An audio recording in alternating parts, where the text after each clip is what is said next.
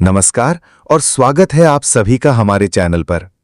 आज हम एक ऐसी किताब के बारे में बात करने वाले हैं जिसकी बातें हजारों साल बाद भी उतनी ही सच और काम की हैं जितनी वो पहले थीं। हम बात कर रहे हैं चाणक्य नीति की। ये किताब सिर्फ एक किताब नहीं है, बल्कि ये एक खजाना है जिसमें जिंदगी के हर पहलू के लिए गहरी बातें छुपी हुई हैं। ये हमें सिखाती है कि कैसे मुश्किलों का सामना करें, कैसे सही फैसले लें और कैसे एक सफल जीवन जिएं। अगर आप अपने जीवन में कुछ बड़ा करना चाहते हैं, अगर आप अपने रिश्तों को बेहतर बनाना चाहते हैं या फिर सिर्फ एक बेहतर इंसान बनना चाहते हैं, तो ये वीडियो आपके लिए है। तो तैयार हो जाइए चाणक्य की दुनिया में उतरने के लिए और जानिए वो बातें जो आपकी जिंदगी को हमेशा के लिए बदल सकती हैं। हमारे साथ जुड़े रहें। अथ द्वितीयोऽध्यायः। दूसरा अध्याय। मनसा चिंतितं कार्यं वाचसा नैव प्रकाशयेत्, मंत्रणेन रक्षेत गूढ़ं कार्यपियपि नियोजयेत्। मन से सोचे हुए कार्य को वाणी द्वारा प्रकट नहीं करना चाहिए, परंतु मननपूर्वक भली प्रकार सोचते हुए उसकी रक्षा करनी चाहिए और स्वयं चुप रहते हुए उस सोची हुई बात को कार्य रूप में बदलना चाहिए।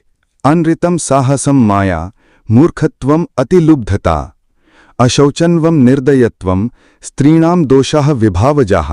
झूठ बोलना, बिना सोचे समझे किसी कार्य को प्रारंभ कर देना, दुस्साहस करना, छल कपट करना, मूर्खतापूर्ण कार्य करना, लोभ करना, अपवित्र रहना और निर्दयता, ये स्त्रियों के स्वाभाविक दोष हैं। स्त्रियों में प्रायः ये दोष पाए जाते हैं। वे सामान्य बात पर भी झूठ बोल सकती हैं, अपनी शक्ति का विचार न करके अधिक साहस दिखाती हैं, छल कपट पूर्ण कार्य करती हैं। मूर्खता, अधिक लोभ, अपवित्रता तथा निर्दयी होना, ये ऐसी बातें हैं जो प्रायः स्त्रियों के स्वभाव में होती हैं। ये स्त्रियों के स्वाभाविक दोष हैं, अर्थात अधिकांश स्त्रियों में ये होते हैं। अब तो स्त्रियां शिक्षित होती जा रही हैं, समय बदल रहा है, लेकिन आज भी अधिकांश अशिक्षित स्त्रियां इन दोषों से युक्त हो सकती हैं। इन दोषों को स्त्री की समाज में स्थिति और उसके परिणाम स्वरूप बने उनके मनोविज्ञान के संदर्भ में देखना चाहिए। भोज्यम भोजन शक्तिश्च रतिशक्त्य ररांगना विभवो दान शक्तिश्च नाप्यल्पसः तपसः फलम। भोजन के लिए अच्छे पदार्थ का प्राप्त होना, उन्हें खाकर पचाने की शक्ति होना, सुंदर स्त्री का मिलना, उसके उपभोग के लिए काम शक्ति होना, धन के साथ साथ दान देने की इच्छा होना, ये बातें मनुष्य को किसी महान तप के कारण प्राप्त होती हैं। भोजन में अच्छी वस्तुओं की कामना सभी करते हैं, परंतु उनका प्राप्त होना और उन्हें पचाने की शक्ति भी आवश्यक है। प्रत्येक पुरुष चाहता है कि उसकी पत्नी सुंदर हो, परंतु उसके उपभोग के लिए पुरुष में काम शक्ति भी होनी चाहिए। प्रत्येक पुरुष चाहता है कि उसके पास धन हो, परंतु धन प्राप्ति के बाद कितने ऐसे लोग हैं जो उसका सदुपयोग कर पाते हैं। धन का सदुपयोग दान में ही है। अच्छी जीवन संगिनी, शारीरिक शक्ति, पौरुष एवं निरोगता, धन तथा वश, जरूरत पर किसी के काम आने की प्रवृत्ति आदि पूर्व जन्म में किन्हीं शुभ कर्मों द्वारा ही प्राप्त होते हैं। तपसः फलम का अर्थ है कठोर श्रम और आत्मसंयम। यस्य पुत्रः वशीभूतः भार्या छंदानुगामिनी विभवे यह संतुष्टः तस्य स्वर्गः इह वही। जिसका बेटा वश में रहता है, पत्नी पति के इच्छा के अनुरूप कार्य करती है और जो पुरुष धन के कारण पूरी तरह संतुष्ट है, उसके लिए पृथ्वी ही स्वर्ग के समान है। प्रत्येक पुरुष संसार में सुखी रहना चाहता है, यही तो स्वर्ग है। स्वर्ग में भी सभी प्रकार के सुखों को उपभोग करने की कल्पना की गई है। इस बारे में चाणक्य कहते हैं कि जिसका पुत्र वश में है, स्त्री जिसकी इच्छा के अनुसार कार्य करती है, जो अपने कमाए धन से संतुष्ट है, जिसे लोभ लालच और अधिक कमाने की चाह नहीं है, ऐसे मनुष्य के लिए किसी अन्य प्रकार के स्वर्ग की कल्पना करना व्यर्थ है। स्वर्ग तो वह जाना चाहेगा जो यहाँ दुखी हो। ते पुत्रा ये पितुर्भक्ताः सह पिता यस्तु पोषकः तन्मित्रम यत्र विश्वासः सा भार्या या निवृत्तताः। पुत्र उन्हीं को कहा जा सकता है जो पिता के भक्त हों। पिता भी वही है जो पुत्रों का पालन पोषण करता है। इसी प्रकार मित्र भी वही है जिस पर विश्वास किया जा सकता है, और भार्या अर्थात पत्नी भी वही है जिससे सुख की प्राप्ति होती है। चाणक्य का मानना है कि वही गृहस्थ सुखी है जिसकी संतान उसके वश में है और उसकी आज्ञा का पालन करती है। यदि संतान पिता की आज्ञा का पालन नहीं करती तो घर में क्लेश और दुख पैदा होता है। चाणक्य के अनुसार पिता का भी कर्तव्य है कि वह अपनी संतान का पालन पोषण भली प्रकार से करे। जिसने अपने कर्तव्य से मुंह मोड़ लिया हो उसे पुत्र से भी भक्ति की आशा नहीं करनी चाहिए। इसी प्रकार मित्र के विषय में चाणक्य का मत है कि ऐसे व्यक्ति को मित्र कैसे कहा जा सकता है जिस पर विश्वास नहीं किया जा सकता, और ऐसी पत्नी किस काम की जिससे किसी प्रकार का सुख प्राप्त न हो तथा जो सदैव ही क्लेश करके घर में अशांति फैलाती हो। परोक्षे कार्यहंतरम प्रार्थ्यहंतवादि विधम वर्ज्ये तादृशम मित्रम विषकुंभम पयोमुखम। जो पीठ पीछे कार्य को बिगाड़े और सामने होने पर मीठी मीठी बातें बनाए, ऐसे मित्र को उस घड़े के समान त्याग देना चाहिए जिसके मुंह पर तो घी भरा हुआ है परंतु अंदर विष हो। जो मित्र सामने चिकनी चुपड़ी बातें बनाता हो और पीठ पीछे उसकी बुराई करके कार्य को बिगाड़ देता हो, ऐसे मित्र को त्याग देने में ही भलाई है। चाणक्य कहते हैं कि वह उस बर्तन के समान है जिसके ऊपर के हिस्से में दूध भरा है परंतु अंदर विष भरा हुआ हो। ऊपर से मीठे और अंदर से विष के ऐसे मित्र को मित्र नहीं कहा जा सकता। यहाँ एक बात विशेष रूप से ध्यान देने की है कि ऐसा मित्र आपके व्यक्तिगत और सामाजिक वातावरण को भी आपके प्रतिकूल बना देता है। न विश्वसेत कुमित्रे च मित्रे चापि न विश्वसेत, कदाचित कुपितम मित्रम सर्वम गुह्यम प्रकाशयत। जो मित्र खोटा है उस पर विश्वास नहीं करना चाहिए और जो मित्र है उस पर भी अति विश्वास नहीं करना चाहिए, क्योंकि ऐसा हो सकता है कि वह मित्र कभी नाराज होकर सारी गुप्त बातें प्रकट कर दे। 6. चाणक्य मानते हैं कि जो व्यक्ति अच्छा मित्र नहीं है उस पर तो विश्वास करने का प्रश्न ही नहीं उठता, परंतु उनका यह भी कहना उचित है कि अच्छे मित्र के संबंध में भी पूरी तरह विश्वास नहीं करना चाहिए, क्योंकि किसी कारणवश यदि वह नाराज हो गया तो सारे भेद खोल देगा। आज बड़े बड़े नगरों में जो अपराध बढ़ रहे हैं, जो कुकर्म हो रहे हैं, उनके पीछे परिचित व्यक्ति ही अधिक पाए जाते हैं। घर का भेदी लंका ढाए, यह कहावत गलत नहीं है। जो बहुत अच्छा मित्र बन जाता है वह घर के सदस्य जैसा हो जाता है। व्यक्ति भावुक होकर उसे अपने सारे भेद बता देता है। फिर जब कभी मन मुटाव उत्पन्न होते हैं तो वह कथित मित्र ही सबसे ज्यादा नुकसान देने वाला सिद्ध होता है। ऐसा मित्र जानता है आपके मर्मस्थल कौन से हैं। घर में काम करने वाले कर्मचारी के बारे में भी इस प्रकार की सावधानी रखना आवश्यक है। मनसा चिंतितम कार्यम वाचा नैव प्रकाशयेत, मंत्रेण रक्षत गूढ़म कार्य चापि नियोजयत। मन से सोचे हुए कार्य को वाणी द्वारा प्रकट नहीं करना चाहिए, परंतु मनन पूर्वक भली प्रकार सोचते हुए उसकी रक्षा करनी चाहिए और चुप रहते हुए उस सोची हुई बात को कार्य रूप में बदलना चाहिए। आचार्य का कहना है कि व्यक्ति को कभी किसी को अपने मन का भेद नहीं देना चाहिए। जो भी कार्य करना है उसे अपने मन में रखें और समय आने पर पूरा करें। कुछ लोग किए जाने वाले कार्य के बारे में गाते रहते हैं, इस प्रकार उनकी बात का महत्व कम हो जाता है और यदि किसी कारणवश वह व्यक्ति उस कार्य को पूरा न कर सके तो उसकी हंसी होती है। इससे व्यक्ति का विश्वास भी कम होता है। फिर कुछ समय बाद ऐसा होता है कि लोग उसकी बातों पर ध्यान नहीं देते, उसे बेसिर पैर की हाँकने वाला समझ लिया जाता है। अतः बुद्धिमान को कहने से अधिक करने के प्रति यत्नशील होना चाहिए। कष्टम च खलु मूर्खत्वम कष्टम च खलु यौवनम, कष्टात् कष्टतरम चैव परगेहे नवासनम। मूर्खता और यौवन निश्चित रूप से दुखी होती हैं। परगेह के घर में निवास करना अर्थात किसी पर आश्रित होना तो अत्यंत कष्टदायक होता है। मूर्ख होना कष्टदायक है क्योंकि वह स्वयं को, अपनों को और दूसरों को एक समान हानि पहुंचाता है। मूर्खता के समान यौवन भी दुखीदायी इसलिए माना गया है क्योंकि उसमें व्यक्ति काम, क्रोध आदि विकारों के आवेग में उत्तेजित होकर कोई भी मूर्खतापूर्ण कार्य कर सकता है, जिसके कारण उसे, उसके अपने और दूसरे लोगों को अनेक कष्ट उठाने पड़ सकते हैं। चाणक्य कहते हैं कि ये बातें तो कष्टदायक हैं ही, परंतु इनसे भी अधिक कष्टदायक है दूसरे के घर में रहना, क्योंकि दूसरे के घर में रहने से व्यक्ति की स्वतंत्रता समाप्त हो जाती है, जिससे व्यक्तित्व का पूर्ण रूप से विकास नहीं हो पाता। शैले शैले न माणिक्यम मौक्तिकम न गजे गजे, साधवो नहीं सर्वत्र चंदनम न वने वने। सभी पहाड़ों पर रत्न और मणियां नहीं मिलती, न ही प्रत्येक हाथी के मस्तक में गजमुक्ता नामक मणि होती है। प्रत्येक वन में चंदन भी उत्पन्न नहीं होता। इसी प्रकार सज्जन पुरुष सब स्थानों पर नहीं मिलते। आचार्य चाणक्य के अनुसार प्रत्येक स्थान पर सब कुछ उपलब्ध नहीं होता। विशिष्ट वस्तुएं विशेष स्थानों पर ही होती हैं। उन्हें वही ढूंढना चाहिए और उसी के अनुसार उनका मूल्यांकन भी करना चाहिए। माणिक्य एक लाल रंग का बहुमूल्य रत्न होता है जो सभी पर्वतों पर अथवा खानों में प्राप्त नहीं हो सकता। ऐसी मान्यता है कि विशिष्ट हाथियों के माथे में एक बहुमूल्य मोती होता है। सब जंगलों और वनों में चंदन के वृक्ष जिस प्रकार नहीं मिलते, उसी प्रकार सज्जन पुरुष भी सभी स्थानों पर दिखाई नहीं देते, अर्थात श्रेष्ठ वस्तुएं मिलनी दुर्लभ होती हैं। पुत्राश्च विविधैः शीलैः नियोजिता सततम बुधैः नीतिज्जा शील संपन्ना भवन्ति कुलपूजिताः। बुद्धिमान लोगों को चाहिए कि वह अपने पुत्र और पुत्रियों को अनेक प्रकार के अच्छे गुणों से युक्त करें, उन्हें अच्छे कार्यों में लगाएं, क्योंकि नीति जानने वाले और अच्छे गुणों से युक्त सज्जन स्वभाव वाले व्यक्ति ही कुल में पूजनीय होते हैं। चाणक्य कहते हैं कि बचपन में बच्चों को जैसी शिक्षा दी जाएगी, उनके जीवन का विकास उसी प्रकार का होगा। इसलिए माता पिता का कर्तव्य है कि वे उन्हें ऐसे मार्ग पर चलाएं जिससे उनमें चातुर्य के साथ साथ शील स्वभाव का भी विकास हो।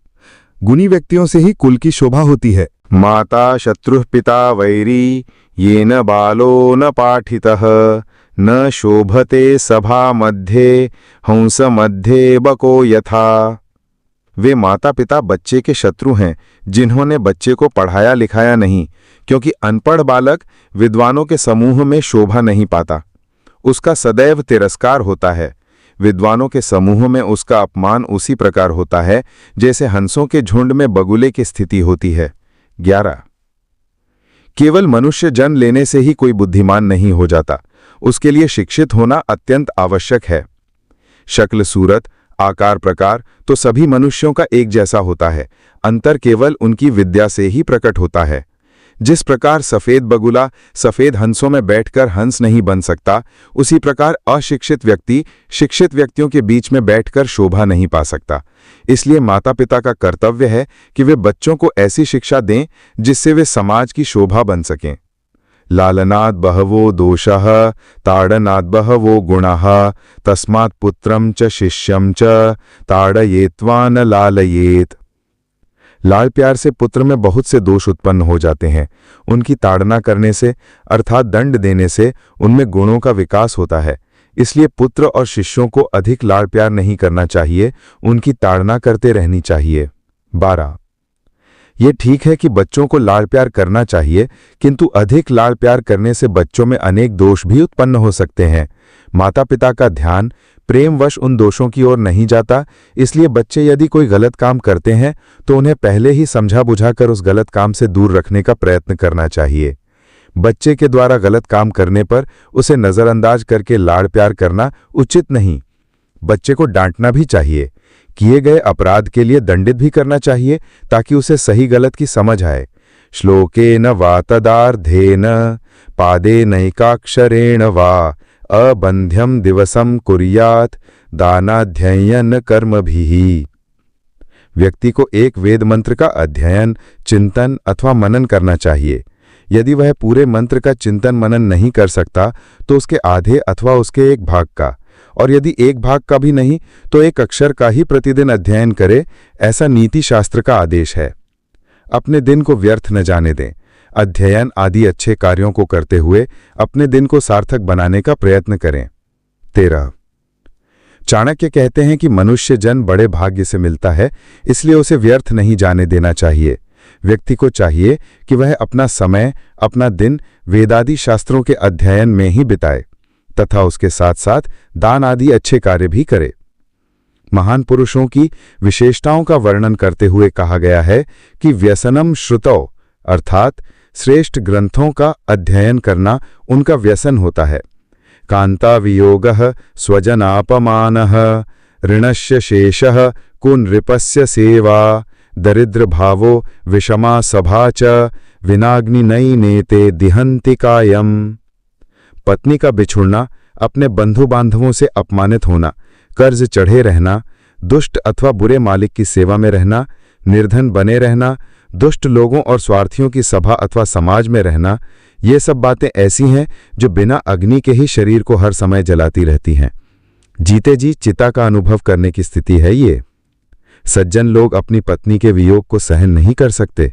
यदि उनके अपने भाई बंधु उनका अपमान अथवा निरादर करते हैं तो वह उसे भी नहीं भुला सकते। जो व्यक्ति कर्ज से दबा है उसे हर समय कर्ज न उतार पाने का दुख रहता है। दुष्ट राजा अथवा मालिक की सेवा में रहने वाला नौकर भी हर समय दुखी रहता है। निर्धनता तो ऐसा अभिशाप है जिसे मनुष्य सोते और उठते बैठते कभी नहीं भुला पाता। उसे अपने विजनों और समाज में बार बार अपमानित होना पड़ता है। अपमान का कष्ट मृत्यु के समान है। ये सब बातें ऐसी हैं जिनसे बिना आग के ही अंदर जलता रहता है। जीते जी चिता का अनुभव करने की स्थिति है ये। नदी तीरे च ये वृक्षाः परगेहे शुकामिनी मंत्रिहीनश्च राजनः शीघ्रम नश्यन्ति संशयः। जो वृक्ष बिल्कुल नदी के किनारे पैदा होते हैं, जो स्त्री दूसरे के घर में रहती है और जिस राजा के मंत्री अच्छे नहीं होते, वे जल्दी ही नष्ट हो जाते हैं, इसमें कोई संशय नहीं है। नदी के किनारे के वृक्षों का जीवन कितने दिन का हो सकता है, ये कोई नहीं कह सकता, क्योंकि बाढ़ और तूफान के समय नदियां अपने किनारे के पेड़ों को ही क्या, अपने आसपास की फसलों और बस्तियों को भी उजाड़ देती हैं। इसी प्रकार दूसरे घरों में रहने वाली स्त्री कब तक अपने आप को बचा सकती है? जिस राजा के पास अच्छी सलाह देने वाले मंत्री नहीं होते, वह कब तक अपने राज्य की रक्षा कर सकता है? अर्थात यह सब निश्चयपूर्वक जल्दी ही नष्ट हो जाते हैं। बलम विद्या च विप्राणाम राजानाम सैन्यम बलम तथा बलम वित्तम च वैश्याणाम शूद्राणाम परिचर्यकम। ब्राह्मणों का बल विद्या है, राजाओं का बल उनकी सेना, व्यापारियों का बल उनका धन है और शूद्रों का बल दूसरों की सेवा करना है। चाणक्य ने इस श्लोक में चारों वर्ण के कर्तव्यों की ओर संकेत किया है। उनके अनुसार चारों वर्ण को अपने अपने कार्य में निपुण होना चाहिए। समाज में किसी की स्थिति कम नहीं है। समय के अनुसार परिस्थितियां बदलती हैं। संभवतः किसी समय जन्म के अनुसार चारों वर्ण माने जाते रहे हैं, परंतु तथ्य यह है कि वर्ण की मान्यता कार्य पर निर्भर करती है। इसलिए किसी भी कुल में जन्म लेने वाला व्यक्ति शिक्षा के क्षेत्र में है तो उसे ब्राह्मण ही माना जाएगा। जो व्यक्ति व्यापार करता है, कृषि कार्य में लगा है, पशुपालन करता है, उसे वैश्य माना जाएगा। जो सेना में भर्ती है अथवा सेना से संबंधित कार्य कर रहा है, उसे क्षत्रिय कहा जाएगा। शेष व्यक्ति शूद्रों की श्रेणी में आते हैं। शूद्र भी शिक्षित हो सकता है, परंतु किसी भी वर्ण में पैदा हुआ व्यक्ति जो लोगों की सेवा के कार्य में लगा है, उसे शूद्र माना जाएगा। शूद्र का अर्थ नीच नहीं है। आज्ञा पालन की भावना शूद्र का विशेष गुण है। प्रायः इस श्रेणी के लोग मानसिक रूप से संतुष्ट होते हैं। निर्धनम पुरुषम वैश्या प्रजाभग्नम नृपम त्यजेत खगावीत फलम वृक्षम भुक्त्वा चास्प्यागताः गृहम। वैश्या निर्धन पुरुष को, प्रजा पराजित राजा को, पक्षी फलहीन वृक्षों को और अचानक आया हुआ अतिथि भोजन करने के बाद घर को त्याग कर चले जाते हैं। आचार्य ने यहाँ संबंधों की सार्थकता की ओर संकेत किया है। कोई तभी तक संबंध रखता है जब तक उसके स्वार्थ की पूर्ति होती है। वैश्या का धंधा पर पुरुषों से धन लूटना होता है। धन के समाप्त होने पर वह मुंह मोड़ लेती है। प्रजा प्रतापी राजा को ही सम्मान देती है। जब वह शक्तिहीन हो जाता है तो प्रजा राजा का साथ छोड़ देती है। इसी प्रकार प्रकृति के सामान्य नियम के अनुसार वृक्षों पर रहने वाले पक्षी तभी तक किसी वृक्ष पर बसेरा रखते हैं जब तक वहां से उन्हें छाया और फल प्राप्त होते रहते हैं। घर में अचानक आने वाले अतिथि का जब भोजन पान आदि से स्वागत सत्कार कर दिया जाता है तो वह भी सामाजिक नियम के अनुसार विदा लेकर अपने लक्ष्य की ओर चल पड़ता है। भाव यह है कि व्यक्ति को अपने सम्मान की रक्षा का व्यम ध्यान रखना चाहिए। उसे अपेक्षा करते समय संबंधों के स्वरूप को सही प्रकार से समझना चाहिए। किसी स्थान, व्यक्ति या वस्तु से आवश्यकता से अधिक लगाव नहीं रखना चाहिए। गृहीत्वा दक्षिणां विप्रा विजायजति यजमानकं प्राप्तव्या गुणं शिष्या दद्धारण्यं मृगाः तथा। ब्राह्मण दक्षिणा प्राप्त करने के बाद यजमान का घर छोड़ देते हैं। विद्या प्राप्त करने के बाद शिष्य गुरु के आश्रम से विदा ले लेता है। बुरे चरित्र वाले, आग लग जाने पर वहां रहने वाले हिरण आदि पशु उस जंगल को छोड़कर किसी दूसरे जंगल की ओर चल देते हैं। जल्दी ही नष्ट हो जाता है। यह श्लोक भी उसी बात की पुष्टि करता है जिसे पहले कहा गया है। यद्यपि कोई व्यक्ति किसी विशेष कार्य के कारण किसी के पास जाता है तो अपना कार्य सिद्ध हो जाने पर उसे वह स्थान छोड़ देना चाहिए। जिस प्रकार ब्राह्मण लोग यजमान के किसी कार्य की पूर्ति के बाद दक्षिणा प्राप्त हो जाने पर आशीर्वाद देकर वहां से चले जाते हैं, शिष्य भी विद्या की प्राप्ति के बाद गुरुकुल छोड़कर अपने अपने घर चले जाते हैं। जब किसी जंगल में आग लग जाती है तो वहां रहने वाले पशु भी उस जंगल को छोड़कर किसी दूसरे जंगल की खोज में चल पड़ते हैं। अर्थात व्यक्ति को अपना कार्य समाप्त हो जाने पर किसी के यहाँ डेरा डालने की मंशा नहीं करनी चाहिए। दुराचारी दुरादृष्टिः दुरावासी च दुष्जनः यत्मैत्री क्रियते पुंसः नरः शीघ्रं विनश्यति। बुरे चरित्र वाले, अकारण दूसरे को हानि पहुंचाने वाले तथा गंदे स्थान पर रहने वाले व्यक्ति के साथ जो पुरुष मित्रता करता है वह जल्दी ही नष्ट हो जाता है। 19। सभी साधु संतों ऋषि मुनियों का कहना है कि दुर्जन का संग नरक में वास करने के समान होता है। इसलिए मनुष्य की भलाई इसी में है कि वह जितनी जल्दी हो सके दुर्जन का साथ छोड़ दें।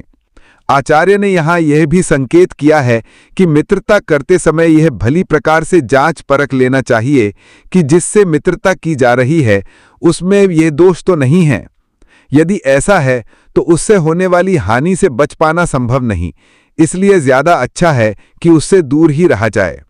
समाने शोभते प्रीतिः राज्ञी सेवा च शोभते वाणिज्यं व्यवहारेषु दिव्या स्त्री शोभते गृहे। प्रेम व्यवहार बराबरी वाले व्यक्तियों में ही ठीक रहता है। यदि नौकरी ही करनी हो तो राजा की नौकरी करनी चाहिए। कार्य अथवा व्यवसाय में सबसे अच्छा काम व्यापार करना है। इसी प्रकार उत्तम गुणों वाली स्त्री की शोभा घर में ही है। अपनी बराबरी वाले व्यक्ति से प्रेम संबंध शोभा देता है।